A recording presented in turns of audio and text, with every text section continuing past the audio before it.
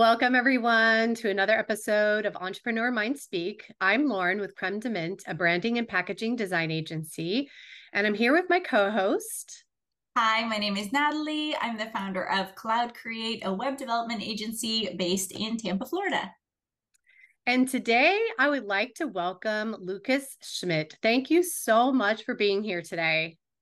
Thanks for having me, guys. It's a pleasure to be here, and I'm excited to answer a few questions here in the nutraceutical industry space, and hopefully we can all learn a few things and get to know a little bit about the industry a little more. Absolutely. So I would love to hear about your background and how you got into the supplement space. Sure. It started quite a while ago. It was I would say probably about 8.5 years ago when I graduated college. I worked for a company called Redcon One.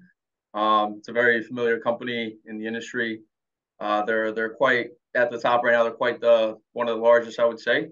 I started working in various different departments, starting with sales, and I worked in logistics a little bit in the warehouse until I finally got to know one of the owner's friends, and he was in the manufacturing side, so he kind of pulled me over, and I just quickly grew some passion for the science behind supplementation. I would say started to learn a little more, study it in college, and that's kind of how I started. And then shortly after that, I quickly climbed the ranks in that company I joined, and then I decided, it's time to. I actually gathered up a pretty good amount of clients, and I figured, I like it so much, and I'm so knowledgeable at it at such a young age that I figured I would start my own company.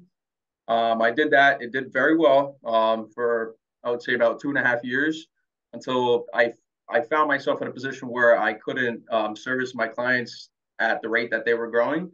So I kind of, that's when I brought in some partners and, did some mergers and things like that, which didn't work out too well. So right after that, I basically started a distribution company for ingredients. So I kind of got away from the manufacturing side a little bit and I joined just the raw materials distribution side, kind of helping out other manufacturers and friends and colleagues in the industry that I knew. And then I was actually called up by the founder of NutriCap, and he pretty much said, "Hey, I sold NutriCap too, and those guys are restructuring, reestablishing over there, and I think you would be a great fit, to help out a much larger scaled operation." And that's when I said I put aside the small dreams that I had, and I said, what, I'm going to go over there and try to build something that's already, I would say, known in the industry, and a lot of people already recognize NutriCap as a big operating company that has serviced and helped out, thousands of customers and have helped them pretty much bring their ideas to life. So I said, let's do it, and I took on that task, and here we are now. So That's a thank you, thank great you. kind of story of navigating the industry, finding out Yeah, really, really getting quote unquote getting your hands dirty yeah, in the pretty industry much. of every Yeah, I would find part. myself, going home with powder filled, all over my face and clogged up my nose and all dirty from, just kind of being in that production space. So it's important to learn the dirty work as well. So Oh I had to yeah, learn that. So absolutely. That's amazing.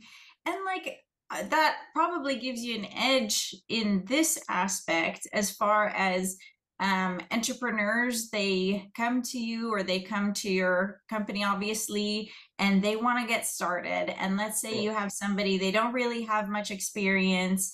Like, what can they expect from starting to work with you guys as a manufacturer? We like to welcome our customers with very open arms. So if someone just has a general concept or an idea of something they want to make, we like to pretty much take that from the ground up and just kind of help them out with the entire process. So we honestly don't expect much from customers except the fact that they come, they're willing to work with us. They have the capacity to want to learn and understand about what they're doing, of course, because not everyone knows everything, not even us. So yeah, and of course the financial freedom to do that. So So they can even come even when they literally just have the idea. before they even have a prototype in hand or anything, if they have just a slight idea of what they want to do, we can take that and we can draw with it. So Amazing. uh, That's like an incredible resource for so many entrepreneurs, especially getting into the space newly. I think that's like a really big barrier for people. They don't know where sure, to start. So yeah, it's definitely. really nice for you guys to kind of position yourself in a way that you can help everyone with that. Talk to me about the process. The inception pretty much starts with having an idea, right? And then having that idea being essentially brought to life, right? So we would take just a concept, someone wants to come in and they have an idea, they try something, that they buy at the store or something, they like it, and they say, oh, I want to copy this thing, I want to make the same thing. So I want to make the same pre-workout or the same, amino acids or whatever the case may be, a fat burner, and we pretty much just take that, even if they don't have a formula, or anything like that. We'll start with the formulation. We'll put that into R&D, so some research and development. Help the client understand, of course, what they're putting in their formula, what it does, and how it affects the human, as it gets absorbed. And we'll pretty much start the whole thing. So, he'll understand what's inside of his product, and we'll go through some packaging options and things like that, what they want their product to look like, how they want the theme to be behind their labels and the graphics behind that, and the whole production pretty much. So from there on, we kind of take it and we do the whole work. So if someone just basically has, the slightest spark in their head and they say, I want to make something like that, they can come to us and we can surely help them out with that. So. There's one part of supplement manufacturing that I've definitely been involved with before when I was working for a supplement company many years ago.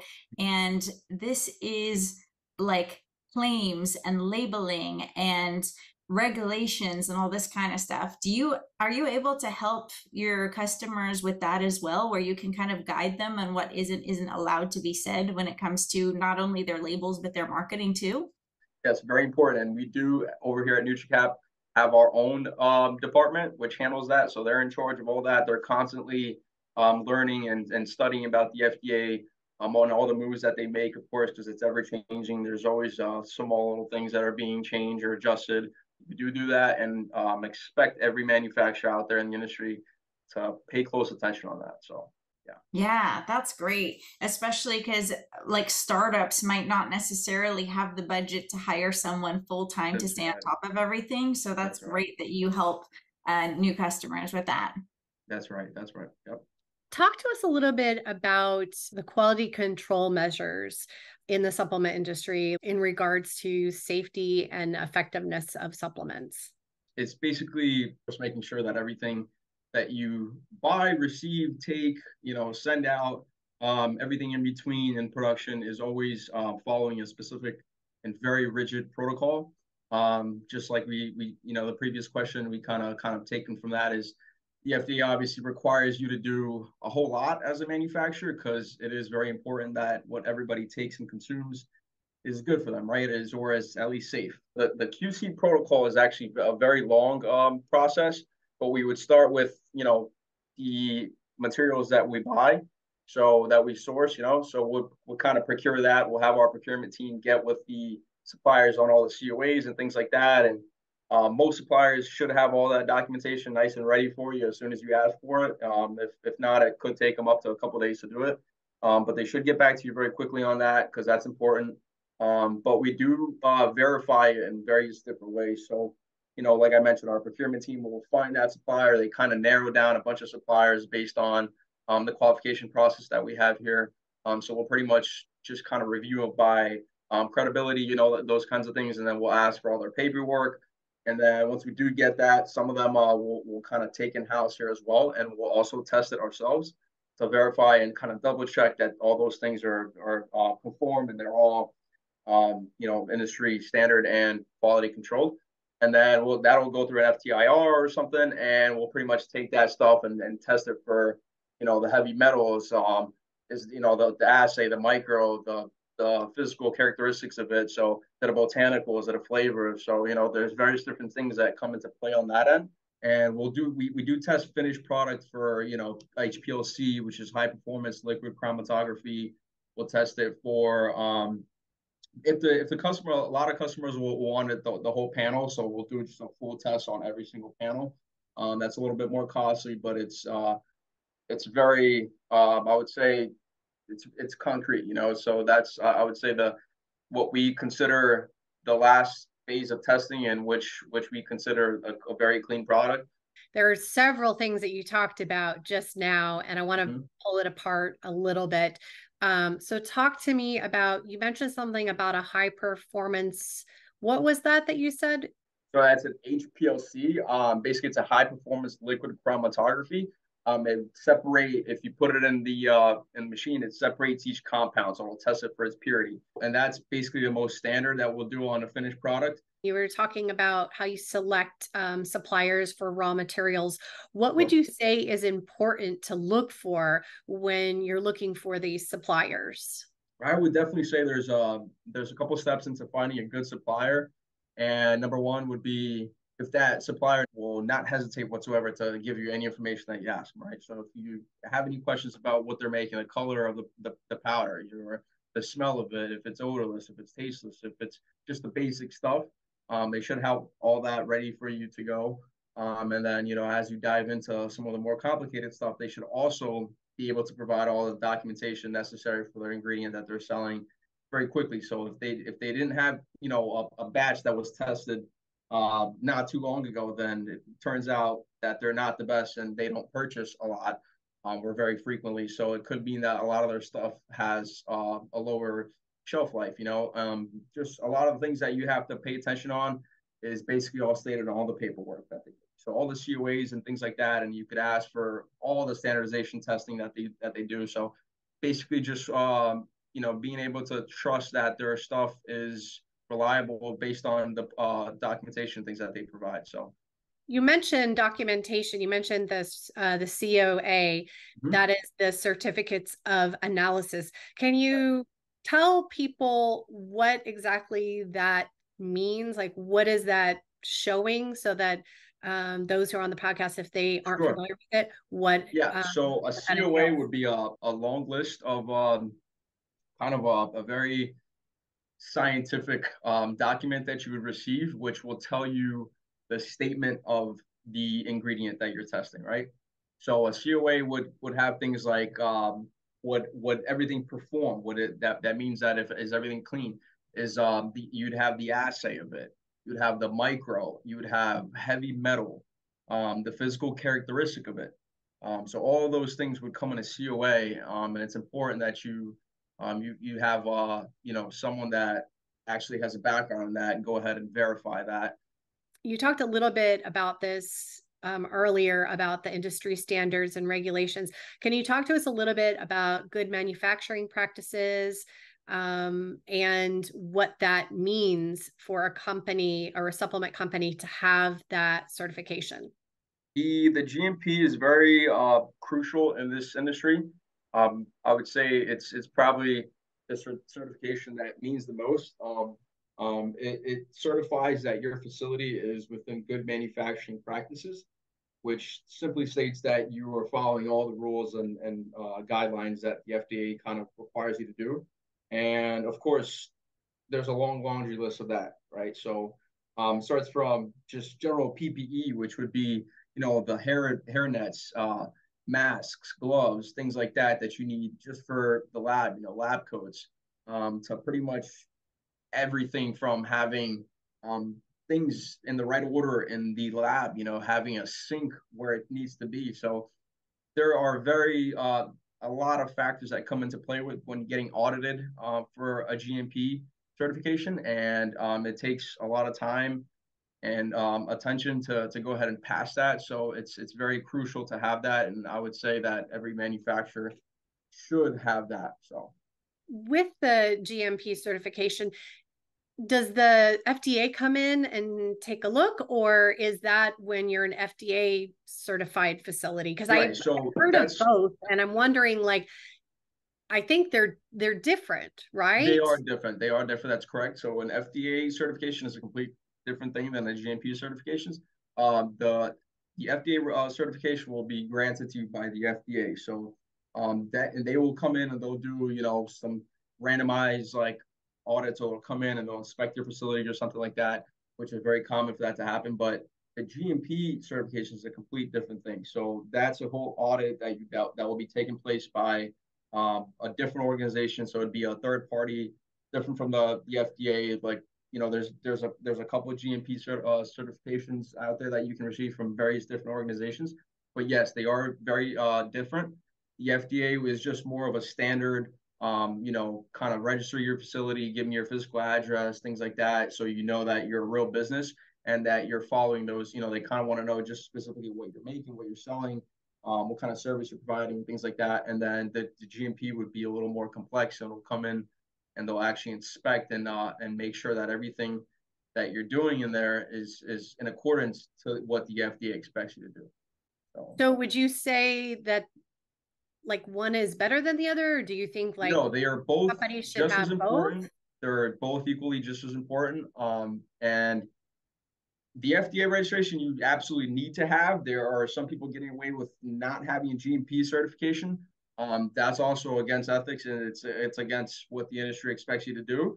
But there are people that operate under just an FDA registration, and they get away with that. But yes, they are equally as important. They're both showing that what you do is ethical and it meets all everything that you're supposed to do. So wonderful. Thank you so much for clarifying that.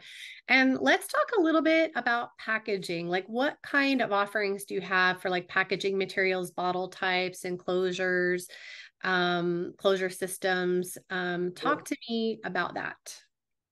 For packaging, it's the list is pretty extensive. So there are, various different bottle types that we can purchase and stock, various different colors, types, so that's pretty much just based on what you want to make and kind of how you want to package it, right? So for colors, it goes from, all the way from brown to pink, and obviously the most common ones are white and black and clear.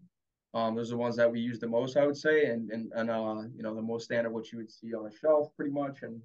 But they can get pretty crazy, So people would like to do different types of flavors and things like that. Seasonal launches where they'll launch something very innovative for that season or something like that, and we'll use a purple, or a brown, like we just did something a pumpkin spice, where we just did like a glossy brown, and we did that like label where it's like a 3D texture, which comes out pretty cool, and it's like a mosaic, which is a unique label that it's like a painting, that can't be duplicated.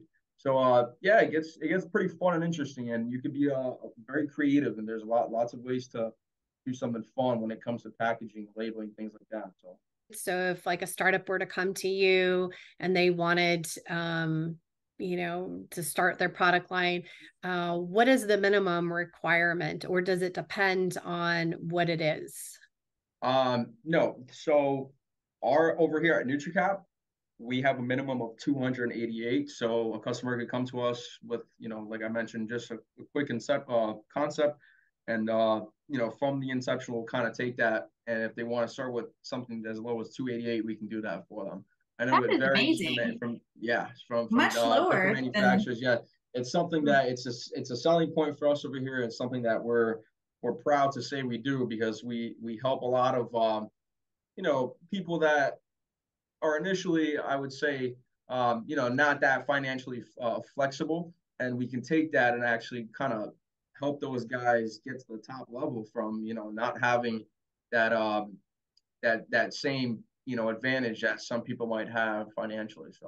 So the 288, is that based on a custom formulation, or is that based on like existing items that you can private label? And then a part two to that question is, what about the packaging? Like, do they have certain options, like fewer options because they have lower quantities, or is the whole array of packaging materials available to every client? Sure. So yeah, that question is a good question. It kind of gets a little bit tricky once customers, per se, they want something that we currently don't, because obviously our inventory levels, obviously they're always fluctuating. So there might be some items that we have in stock at the time that we might not have in a month or something. And if that color just so happens to be a color that a customer wants to use, and it's not one of the common colors, for packaging, then yes, depending on the amount that they want to order, we kind of have to reflect on how much that we're going to buy, because we obviously have to meet the MOQ from the supplier as well. So in those situations, they can get a little tricky sometimes, and we try to push the client, and obviously, if it's okay with them to go with something that we do have in stock in that case, or of course increase that quantity that we're going to order. And the same thing happens for ingredients as well. So if a customer has, some ingredient in their formula that we need to source out and we don't have in stock, and that supplier requires a certain MOQ for us to purchase, then we would pretty much have to ask the client to order that many bottles that will reflect how much we'll use in that formula while purchasing. So it happens in both ways. So with ingredients and plastic as well. And but it's hardly ever the case with the ingredients. I'll be honest, and a lot of the times it's pretty rare that you'll see that with plastic as well. So usually most of the times we'll have everything catered to the customer here in house already, or we can just purchase it without a memo. And so if they did custom formulation, the 288 is still the same? Yes, that is the same. Sorry, I didn't answer that question. Yes. Oh, no, that's okay. Yeah, the 288 would still be the same for a custom formulation or a stock formulation, if you like to call it an in-house formula. So yeah, so it's 288 across the board. Wow.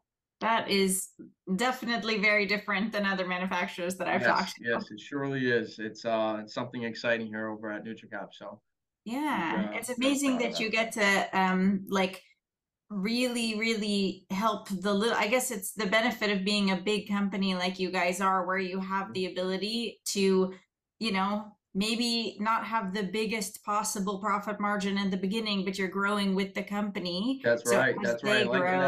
That's what that's what I mentioned when we're proud. That's what I say, and I say that with my chest, and it's because we really are. We like to see the smaller guys eventually become the lions in the jungle over here, and we're right there next to them. So we're partners the whole way through. So we like to consider us partners, very close, hand in hand. So. That's amazing. And how do you, like, I'm sure since you're dealing with so many entrepreneurs and some of them might be newer to the space, what are some of the pitfalls you see the most? I'm sure you have some, and you probably try and steer people in the best directions you can, but what do you see? There's a lot of people that would come in and they kind of have this idea, right? And then sometimes they want it, they're so focused on the formula behind it versus the actual marketing behind it, right? So a lot of them they'll just want to make some sort of crazy product, and they think that they're putting the the best ingredients possible, and they're creating some sort of a secret formula here, right? That nobody ever came up with or will come up with. And I always tell customers, try not to focus so much on that part, but the actual selling behind it, right? So it's always important to have a good product, and of course a very unique formula, and a formula that works great for what you wanted to achieve, right? But I also I like to tell customers that it's important to focus on the marketing behind it. So I could not agree with you more. Yes. I work with a lot of Shopify stores, a lot of e-commerce, and the marketing is so important in order to actually get, like, you could have the best product in the world. That's right. You don't back it up with marketing, it's not going to get into. That's right. You're gonna have a hard time, right? And I've seen something like and take white label as a perfect example. So something as simple as putting one ingredient, and and there's various different companies that do it, and they do a very good job at it, right? So they have one ingredient, a simple ingredient in their formula, and it's going through the roof in sales because the marketing behind it, right? Yeah. So true. That is one of the pitfalls, I would say, the greatest pitfall that I see.